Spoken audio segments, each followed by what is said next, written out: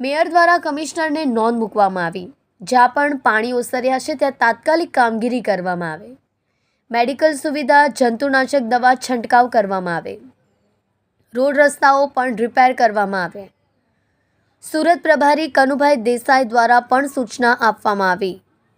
તમામ કામગીરીનું રોજે રોજ મોનિટરિંગ કરવામાં આવશે।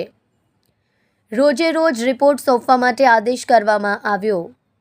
તમામ લોકોને મેડિકલ સુવિધા ફ્રીમાં મળી રહે તે માટેનું આયોજન।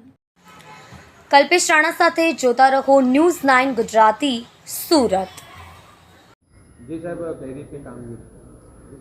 અતિ ભારે વરસાદને કારણે સુરતમાં નીચાણવાળા વિસ્તારમાં ઉપરવાસના કારણે નીચાણવાળા વિસ્તારમાં પાણી ભરાણા હતા। અત્યારે તમામ ઝોનમાં પાણી ઉતરી ગયા છે, એટલે અત્યારે તંત્રને સઘન સફાઈ ઝુંબેશ, જંતુનાશક દવાનો છંટકાવ, મેડિકલ ટીમ કાર્યરત રહે। જે જગ્યાએ ઇલેક્ટ્રિકના પ્રોબ્લેમ છે ત્યાં ટોરેન્ટ અને ડિજીવિશનને અધિકારીઓને હાજર રહીને તાત્કાલિક રિપેરિંગનું કામ શરૂ થાય।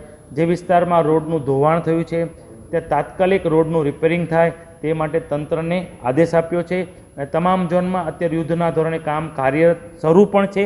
હું 4 થી 5 જગ્યાએ વિઝિટ પણ કરી આવ્યો છું। અત્યારે છેલ્લું ગઈ રાત્રે લિંબાયત ઝોનમાં પાણી ઉતર્યા છે, અત્યારે તમામ યુદ્ધના ધોરણે તે ઝોનમાં પણ કામ કાર્યરત છે। રોજનું ડેઇલી ટુ ડેઇલી રિપોર્ટ સાંજે સમીક્ષા થાય એ માટે તંત્રને સૂચના આપી છે।